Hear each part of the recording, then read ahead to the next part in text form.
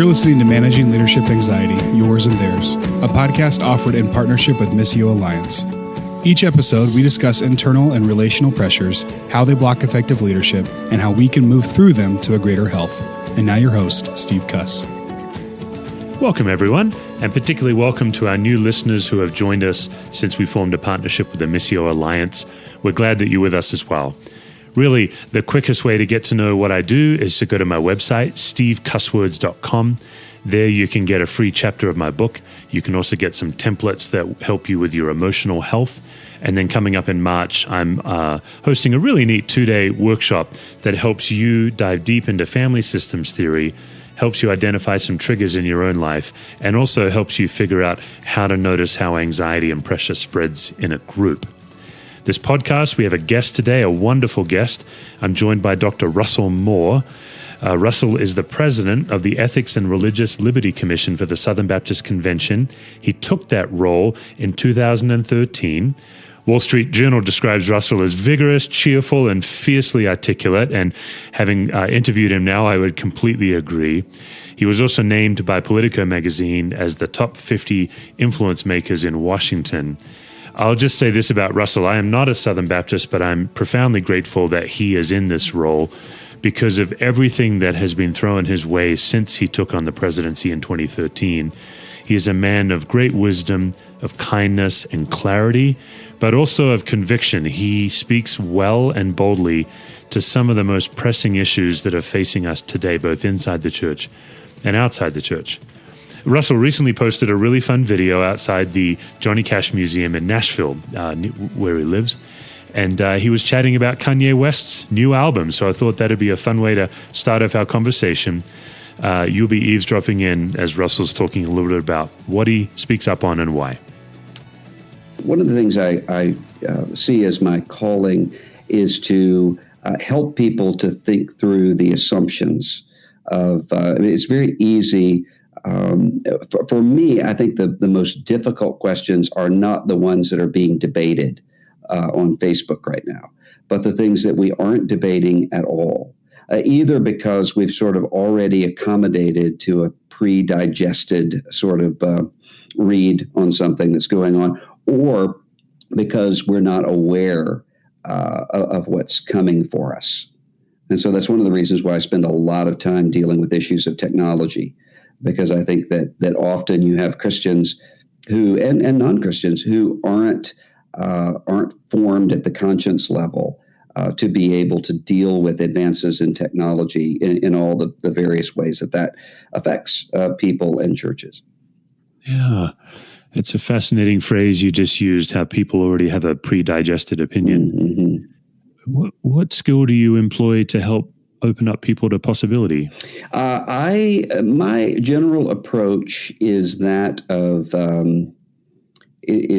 to seek to emulate Jesus and the prophets of trying to bypass those pre-made fences to biblical ideas and to appeal to the imagination and to the conscience, which I think is what Jesus does, what Nathan, the prophet, does with David and elsewhere, which is to try to find where are those ways that we tend to protect ourselves. And I find the people who are the most effective at reaching me with a new idea or a new concept do the same thing. What they do is to come in and find a place where I already understand this concept to some degree and build a bridge from that. And also to come in and to create a sort of manageable crisis in terms of something that's holding me back from being able to see or to understand or to grow in some way. So I find that's most effective with me. And that's really sort of on a broader scale what I'm trying to do. Yeah. Yeah, what I find fascinating is in 2013, you made the shift from a seminary provost and dean into this role as the president of the Ethics and Religious Liberty Commission for the entire Southern Baptist Convention. That's a giant role. I would be curious how you manage the weight of the role. Like that, it feels to me that you came into a role that has a heavy weight. How was the adjustment for you? Well, the first 4 years was a frenetic whirlwind because what I had to do was to come in and essentially reshape the entire organization, the way that the organization related to virtually every constituency, and so a great deal of the first 4 years was just an exhausting pace. And what I didn't understand at the time is in this job, there's really no way to schedule what is going to happen, because I could sit down and schedule out the next month, but I don't know when in any given day there's going to be a shooting in Las Vegas, and pastors are needing insight into how to speak to their people about why God would allow this, or when there's going to be a sexual abuse crisis emerging in some sector of evangelicalism, or something else that's going to emerge. So the first 4 years were a frenetic blur of activity, and one of the things that I realized at some point there is that I was losing the time to think and to pray and to reflect. So I wasn't losing the time to read and to analyze and all of those things, but I was losing that time to just reflect. And so I had to come in and restructure some things in my life, and I was stretched much too thin at that point. Yeah. Well, and I am, once in a while, I'll have a guest on the show. I think you are one of them, where you step into a role where there's not enough precedent before you to guide how to do that role. Right. That's kind of what you were describing. Yes. Well, in some ways, there were precedents, but there were precedents in different places and in different times that had to be integrated together in a way that hadn't been the case, and because we were moving into some very fast changing sorts of cultural times. So often what I have to do is if you followed me around, you might think that I'm giving contradictory sorts of messages. So for instance, I can think of a day when I was speaking, the subject was political engagement at the time. And I was speaking to one group of people who were sort of baby boomer evangelicals, very much in a God and country sort of mode. And my message to them was, "My kingdom is not of this world," John 18. And so to relinquish the idea that political idolatry can resolve the issues facing them, so forth.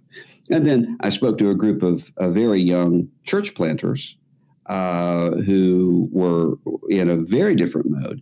I was also speaking to them from John 18, but the message was, you're not only standing where Jesus stood, you're also standing where Pilate stood in terms of the ultimate decision-making ability when it comes to some of these questions. And so you can't say, I'm going to completely disengage without doing what evangelicals have done in the past when they said, for instance, we're not going to talk about human slavery, we're not going to talk about Jim Crow or lynching, which means, of course, you are talking about those things because you're baptizing the status quo. So you're having to speak to different constituencies, not in different ways, because you're trying to appeal to those constituencies, but actually the reverse. You're trying to say, let's see where the particular vulnerabilities are here. In the same way that a doctor would speak in a very different way to someone who is obese and whose health is suffering from that, as opposed to someone who may have an eating disorder and whose health is ultimately you're getting them to the same place of equilibrium and health, but you have to come at it from very, very different directions.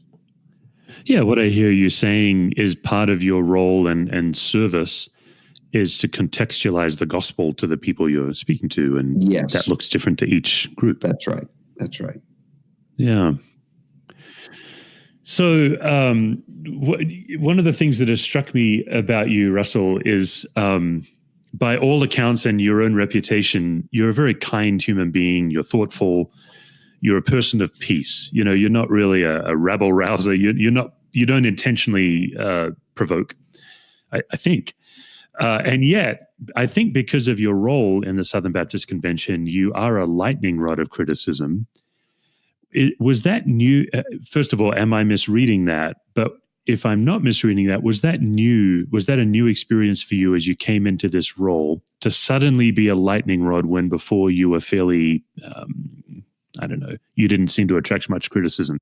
One of the points of vulnerability that I have is a sense of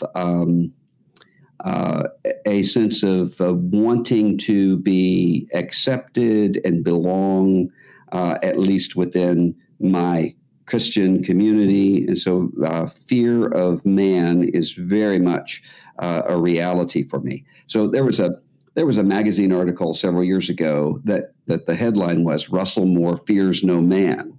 And I laughed as that's the least true thing that's ever been. I fear man very much, which is why I have to work around that in all sorts of ways by spending a lot of time reflecting on Galatians 1:10 and 1 Corinthians 4 and other passages about seeing oneself in light of the judgment seat of Christ, not these ad hoc judgment seats that are taking place every day around us all. And because I have to say, okay, where are my particular points of vulnerability? And one of those things would be listening to all of the chatter that's out there. Now, I can read that when I'm talking to someone else. So when I'm talking to someone else, I will have people any given day who will say, what do I do? I'm really being hurt by the fact that I'm taking criticism in my church, or I'm taking criticism in my parachurch ministry, or whatever. And what I would always say is, well, you're really not taking that much criticism, because what you're doing is doing something, which means that you're going to have that. But and I had this conversation just last week to say 99% of the people who know who you are love you and support you. 1% of the people don't like what it is that you're doing, and that actually should be higher because that means that if not, they don't really understand what it is that you're doing, if you're doing something really substantive, but you're listening to that 1% in a way that is enabling you not to be able to actually serve everybody. And so I find that sometimes what people tend to do is when they start doing something new and there is some criticism that comes, they immobilize and they simply stop moving forward. So I can't do that. So one of the things I do is not to listen to that. The other thing is to have, I had a wise older pastor who said to me at one point, who said, you need to, when you're receiving feedback of any kind, ask yourself, is this someone that I would go to seek counsel about anything in my life? And if the answer to that is no, then you need to simply move forward. If the answer to that is yes, then you need to say, let me spend time examining this and looking at this. I think that's actually very wise counsel. But I find that there are often people in leadership. There was a pastor one time that I was talking to when I was having sort of a difficult time, before I kind of learned how to navigate my vulnerabilities here, who was in a congregation, and he called me and he said, I'm thinking about leaving because I just have this persistent backlash that's taking place in my congregation. And I said, well, explain it to me. And so he's talking about it. And I said, what percentage of this congregation would you assume that's coming from? And he said, 5%. And I said, okay, well, why on earth would you abandon the 95% because of this 5%? And the reason for that is because the 95% aren't sitting around and thinking, well, our pastor is besieged. They think our pastor, he's doing his job. And so they don't have a reason to call him and to say, hey, just so you know, we want you here. They assume that that's the case. So you give this inordinate amount of power to 5% of people, which in that context tended to be the people that, at least it seems to me, that the scripture describes in 2 Timothy 2 and elsewhere as quarrelsome people. There are going to be people who actually enjoy fighting and who enjoy the sort of status that it gives them in their church or in their community or wherever, in being the quarrelsome person. Why would you give that sort of power? I mean, it's almost, it's all, I'm not comparing the 5% in this church to terrorists, but it's the same sort of mentality at work, which is you can take a small group of people, and if you create an uncomfortable enough situation, then you can simply move forward. Well, that's not a wise way for him to make decisions. So that's easy to see when it's someone else. It's harder to see when it's you. Well, I think you really have touched on a chronic challenge for any leader. I think a lot of pastors, I do think a lot of pastors get into ministry, and part of our own vulnerability is our people-pleasing tendency. Yes. We want to be liked, and yet we also want to be prophetic, and those two are often at odds. And right. I think you have hit on something that there is a small population who actually have a vested interest in misunderstanding you. And if you believe the lie that you can just keep meeting, if you keep meeting with me long enough, you will realize what I know is true, which is I'm a decent person. It's never going to happen.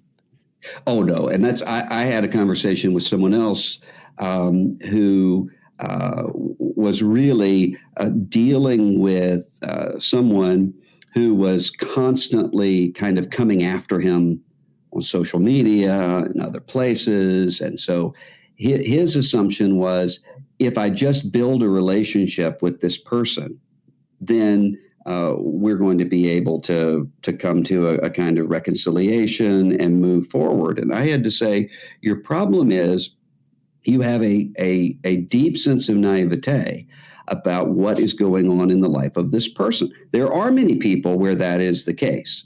I said, but if you look at someone and someone in his life is constantly on the igniting end of controversy against other people, then it's probably not because this person has just been placed into those situations. It's probably because this is a person who enjoys that kind of thing.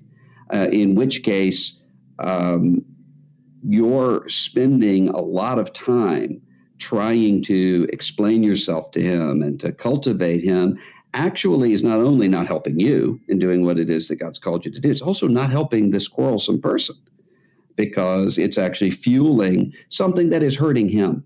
I mean, this is...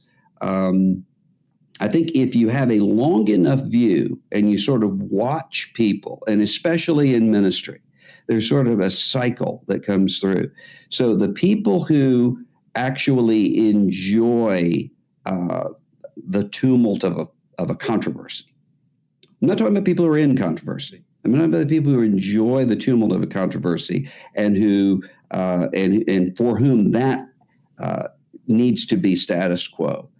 It ends in a very, very miserable, joyless, Christless sort of life, and it ends up sabotaging every long-term sort of. So I know people who at different points in their lives would have been seen as, well, this person is a fighter for the gospel. And the way you can see that he's a fighter for the gospel is he's constantly taking down people who are wrong. And that does not end well in every situation that I've seen. That ends up much more in a Saul-like end than a David-like end. And so I think you just have to see that and see the long-term trajectory there. There was a couple that said we drove several hours to get here because we wanted to hear you, and we really love you. We know that everybody else hates you, or something along those lines. We know that you're. And I said to my wife, I have this comment constantly, and I don't know why people think that that's an encouraging thing to say to someone. So that would be more of it, and also because the things that the reasons that people tend to show opposition to me are almost always racial reconciliation and justice, care for the vulnerable in terms of either sexual abuse sorts of issues on the one hand, or my commitment to the life of unborn children or the dignity of immigrants or what have you, those issues. So those are not things that, those are things that I am very, very confident in what Jesus would have me to do. And to know that if I did what would make some of these people happy, I would be unfaithful to my own conscience, and I would be unfaithful to Christ. And so that just doesn't. I have to remind myself of that and think. But so that's one of the reasons why I just don't spend a lot of time thinking about. Or I can't say I don't spend a lot of time thinking about it. I don't spend a lot of time looking at it. And that's especially true when, for instance, I don't have any reason to complain. My community is more supportive and encouraging than I have a right to have. So there was someone who made a motion to dissolve my entity, which has happened all the way back in the history of our denomination, no matter who was president. It's happened all the way back, especially during the civil rights era. That was happening a lot. But my denomination voted 99.5% to, well, who can ask for more than that? Yeah. So I don't have any reason to complain about that sort of thing.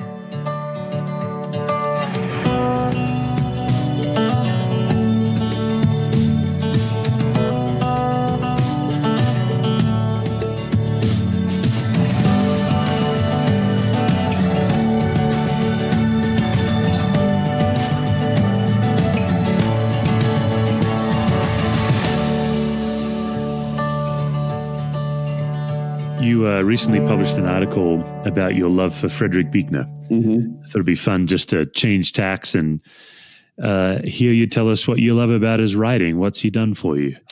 Frederick Buechner was one of the people that I think the Lord used to rescue my faith and probably to save my life when I was in a spiritual crisis in high school.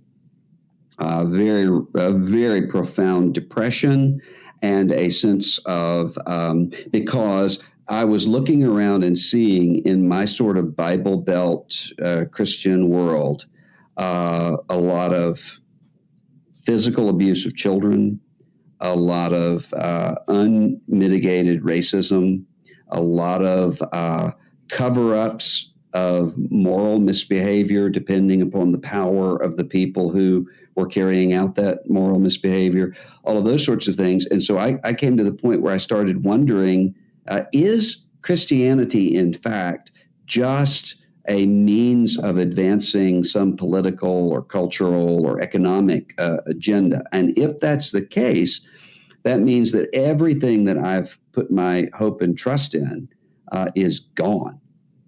So it threw me into a very real crisis. So there were several people who were able to speak to me at the time that I didn't know that I was able to read. One of those was C.S. Lewis. The other was another was Frederick Buechner. And the way that Buechner came into my life was I was in a library near me that had a discard books sale, and Buechner's book, A Room Called Remember, was one of those. And as I read that book, I could hear someone who very clearly was not trying to sell me anything, was not trying to manipulate me in any way, but was truly bearing witness to something real in his life. And so after that, I read everything that Buechner read. And Buechner is one of those people where, some people you read and then you move on. He's one of those people that I return to. It's rare that 2 weeks go by. Yeah, that's what you wrote. It's at least every couple of weeks you're picking up some Buechner. Yeah, and actually, it actually is a lot more than that, because there's a little compilation of his writings that I actually tell people when people say, where should I start if I want to read him? I'll say, get the little daily devotional sort of book, Listening to Your Life. Yeah. And just read through that and see, you'll find places that you'll say, this is something I want to look more at, whether it's one of the novels or one of the memoirs or one of the nonfiction expositional sorts of books or one of the sermons or whatever, and then go and track that down. And so I not only have that, and I refer to it a lot, but I also have an email that comes in every day that is essentially one of those. Yeah. And so that's really helpful to me in my life. Oh, man. I was introduced to Buechner in my 20s when I was a hospital chaplain. Very similar story to you, except for me, my faith was shifting based on the pain and suffering I was working with. And just like you, an incredible gift. It felt like he was guiding me out of a fog, and also honoring the fog at the same time somehow. He's really quite a remarkable person. What struck me listening to you is how your faith disruption as a teenager was generated by the very issues that you now address as a faith leader. Yes, and that's. I said to a group of people one time, they will sometimes when there's advice being given to writers, sometimes people will say, choose one person to whom you're speaking, and that sort of specificity and particularity actually helps you to be able to speak to everybody. And I think that's true. And in the case of the general trajectory of my ministry, I am speaking to that 15-year-old boy that I know is out there. And I hear from them all the time who are overhearing a great deal of things that are going on and who are asking, is Christianity authentic or is it something else? And so that's a driving force of my life. And also because I'm thinking about in Galatians 1 and 2, Paul talks about the false teaching and the false practice that had come into the church in Galatia. And he said, I didn't yield to them for a moment so that the gospel would be preserved for you. And I think about all of those people in my life, whether it is the pastor that I observed who, when he started getting pressure not to baptize an African-American family into a white church in the South, stood up to that. If he had simply said, well, I'm going to preserve the unity of the congregation by not having that happen, then he actually would have sacrificed the witness and the integrity of the gospel, not only for that family, but for everybody who's overhearing that, saying, do you really believe John 3:16, or are you simply trying to maintain the ease of your life right now? Or the people like Lewis and Buechner and others who weren't simply regurgitating whatever was acceptable and cliched at the moment, but who were actually taking this word seriously enough to speak to people beyond just whoever was right in front of them at the time. And so that's what I aspire to. I don't achieve it, but that's what I aspire to do, is to speak to that 15-year-old. And actually, and I think I only recognize this in retrospect. Everything that I've ever written has come out of that sort of experience. So, Adopted for Life, a book that I wrote about adoption and orphan care, that came about because when my wife and I had been through years of infertility, and she came to me and said, I think the Lord might be calling us to adopt. I was very reluctant. And I would not have, if you had asked me abstractly, what do you think about adoption? I would have said, adoption's fantastic. I would have given you a whole list of biblical reasons and cultural reasons and everything else why adoption is good and you should pursue it. But when it came to me, there was a kind of resistance to it. And I had to examine, what is that resistance? And the resistance was, well, would these be my own children, or would this be something sort of different from that? And would this be a risk? You can't predict. So I just had to sit back and explore, where is that coming from that I never would have known. And so I was sort of writing that book to myself before I had gone through that experience, because I knew there would be a lot of people in that situation. I wrote a book on temptation that came out of a time when I had so many people around me who were in Christian leadership, who either were blowing their lives up with moral failure, or were persisting, even more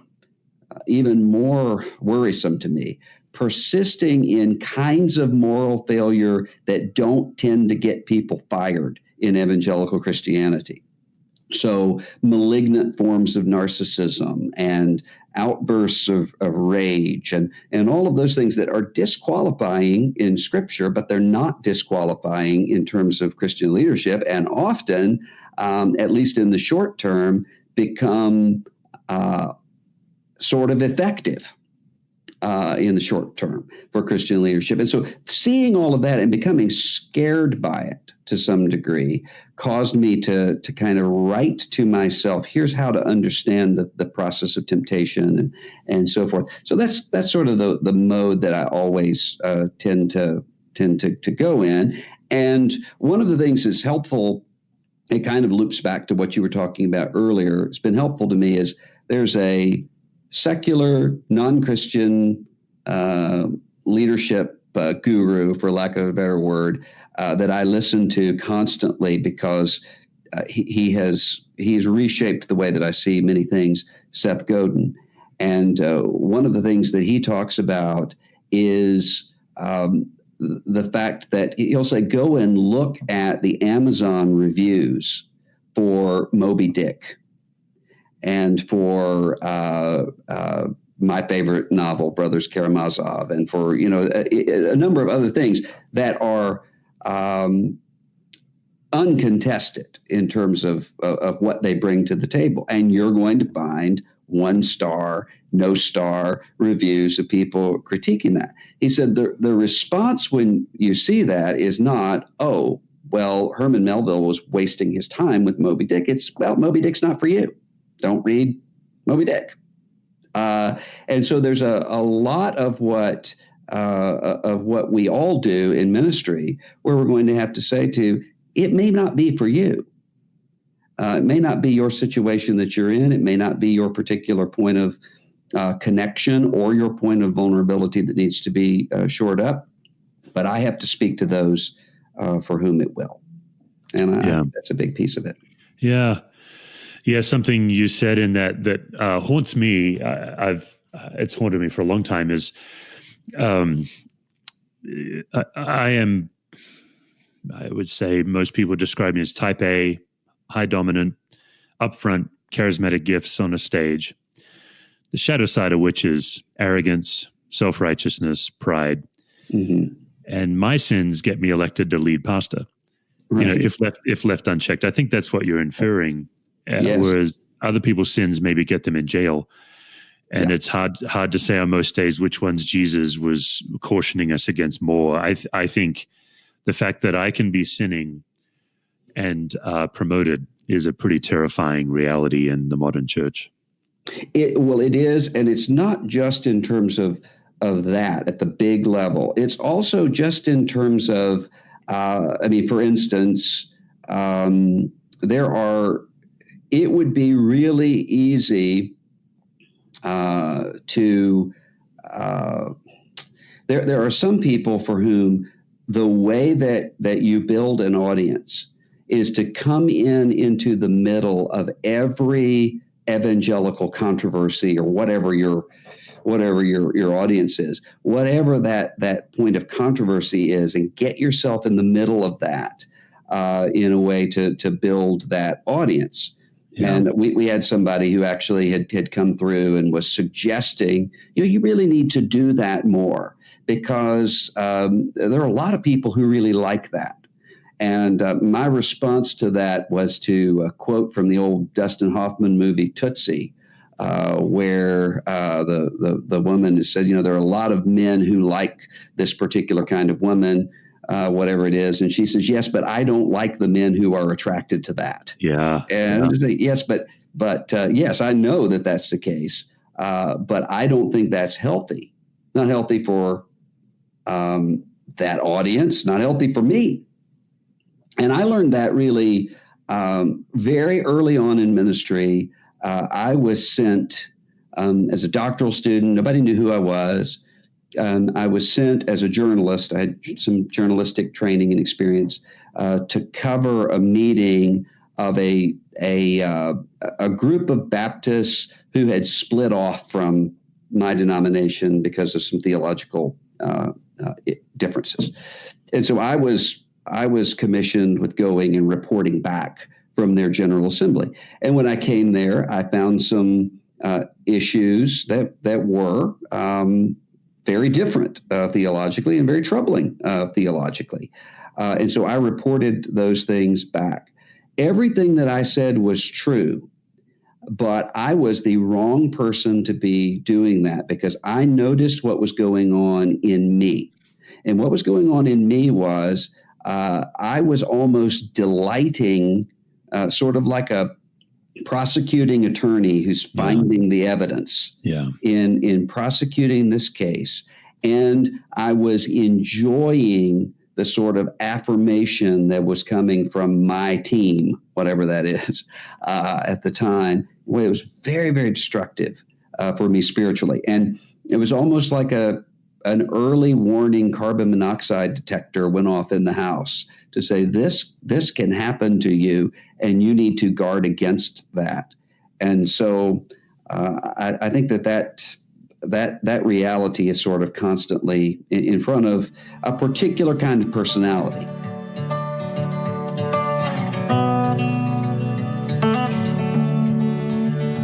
Friends, if you've been listening to this podcast for a while, you've noticed that once in a while we'll talk about a concept like differentiation, or we'll name a particular source of anxiety like triangulation or a double bind, but we're just giving you little pieces of the larger pie on this podcast. That's why I'm hosting a 2-day facilitated experience in 2020, March 10th and 11th, right here in beautiful Colorado.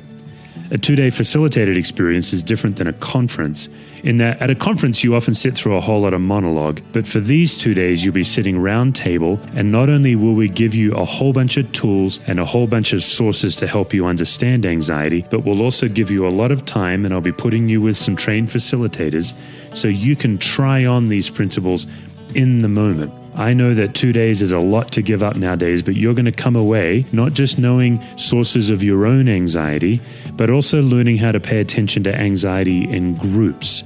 You'll come away knowing the 19 universal sources of anxiety that are common to us all. but you'll also come away having helped identify some of your own unique sources of anxiety that get you worked up, even though it may not get someone else worked up.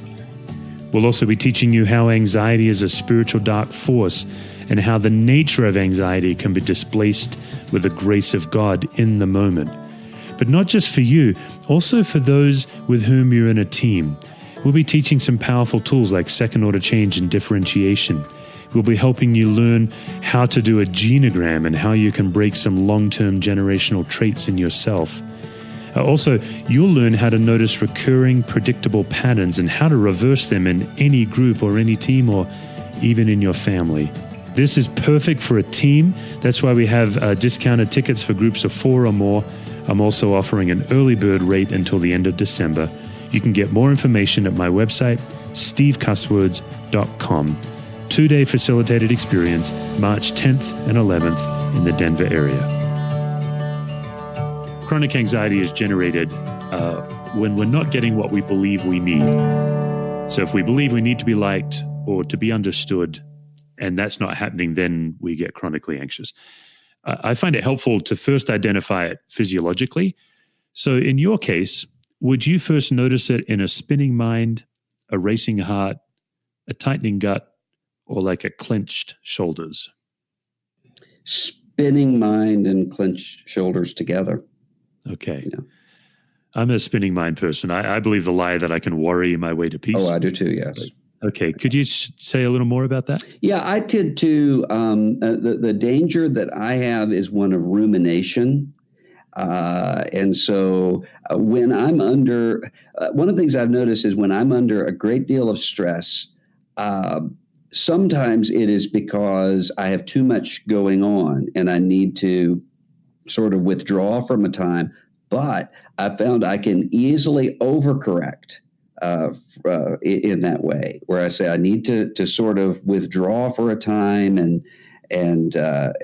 just. But when I do that, sometimes if I give myself enough space, it's going to lead to my ruminating and worrying and, well, what did so and so mean by that, and what did all of those sorts of questions come to mind. Yeah, you make pathological leaps about things you don't know, for example. Yes. I have a friend, one of my closest friends has a very similar personality. And he will always say, we get together every week or so, a group of us, and he'll always say that at some point in the night, he's going to wake up and think about something that he said and think, was I misunderstood by saying that? Did I offend somebody?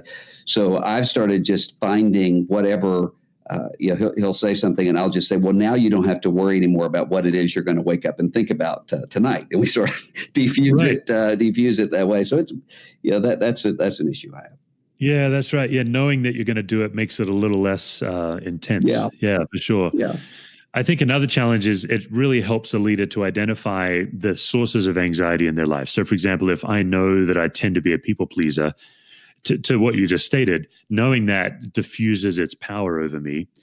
What is one or two sources of anxiety that you just know will generally make you anxious as a leader?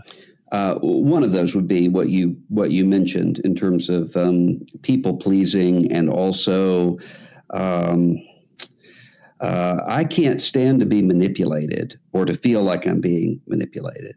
But probably the biggest source of anxiety is if I feel like I am sacrificing my integrity and authenticity. So when I have the points in my life that are sort of ongoingly stressful are often those points where I look back and say, I was not being true to what I really believe or who I really am, and instead just yielded to some kind of intimidation or some sort of cowardice on my part. And I could go through the exact examples of that, and they're very present in my mind. And so that is something that's very, very difficult for me. Yeah, that's really good. I find, third question, I find that a lot of leaders are so others focused. Sometimes we're the last to know when we are not well. How do you know when you're not well, or who in your life can help you know you're not well before you know? I I think just based upon my sort of personality, which is kind of diving within and coming back up, that I actually do tend to know when I'm not well. I might not admit it, but I tend to know it.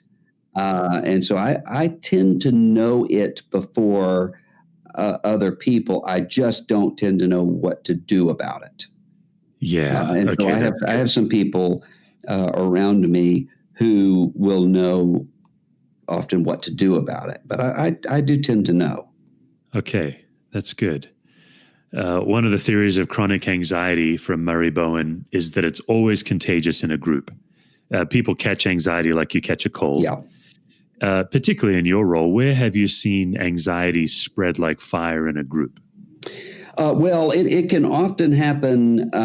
It can often happen among a team, and that's one of the reasons why. One of the things that there was a point where I was feeling particularly vulnerable and under a particular point of stress, and I had someone a very wise counselor, who said, "You ought to share that with the people that you serve with." And I did, and I'm not sure that was the right thing to do, because on the one hand, there were some people that I served with for whom that actually was maybe liberating for them to be able to work through some things they had going on. But I think for some others, there was a sense of, oh no, if he's expressing this, then he must really be bad off. Yeah. So I'm not sure how I should have handled that. And it wasn't like I'm on the precipice of breaking it. It was just here's something that I'm really grappling with right now and having a difficult time with, and I don't know how necessarily to resolve it. And that tended to give a sense of, I think it scared at least one person that I was working with. Okay. Yeah. Another sign of anxiety in a group is when a group loses its capacity to be open-minded and playful. Yeah. We become rigid.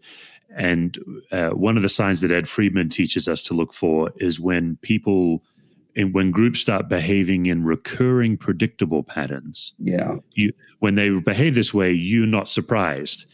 Does that strike you in any way? Does that make you think of a pattern you've seen where people are in a predictable, stuck pattern? Yes. And one of the blessings that I have in my current role of service is that hasn't happened with here, but I have experienced that in other places of ministry where you had the driving factor became risk aversion. And so what do we do to make sure that we're not going to create a sort of situation that maybe we don't feel like we have the bandwidth to deal with now? And then that becomes the template for how the organization or the ministry or whatever it is atrophies.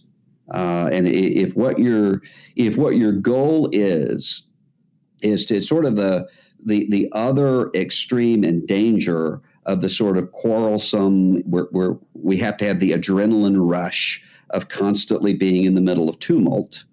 The other side of that is a sense of, I don't want to be in tumult anymore, so let me make sure that I protect us from that. So it's sort of Eugene Peterson's analogy of the exoskeleton on a crab, as opposed to the endoskeleton on a person or a kitten. The crab seems to be much more resilient, but not long term. And I think that can happen to an organization too, and I've seen it happen. Yeah, I know for a lot of church leaders, it can be difficult for us to we conflate our identity as God's child with our role as God's employee. Yes.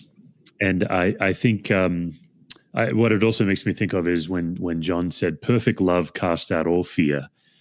So I like to ask everyone the question, when in your life do you feel most fully loved? I am blessed to feel very loved with my wife and children. And also, I have a group of friends I mentioned earlier that we meet. None of them are in the same work that I'm in. All of them are musicians. I have no musical talent at all, but we live very similar lives in many ways, just in terms of travel and the need for creativity and all of those things. So there's a sense of shared connection and vulnerability there. And so, for instance, right now we're reading through T.S. Eliot's Four Quartets together. And it's one of those things. I told my wife there are a lot of things in my life because I have to go to so many things, and I'm an introverted kind of person. And so when something is canceled, I'm usually overjoyed that it is. This is one of those things that if ever there's some scheduling malfunction and it's canceled, or I'm out of town and I can't be there, it's crushing because it's a life-giving sort of thing in my life. Russell, thank you so much. Thanks for giving your time and your heart. I'm grateful for what you do. Well, thank you. I appreciate that. Thanks for having me on. For more resources, visit stevecusswords.com or missioalliance.org.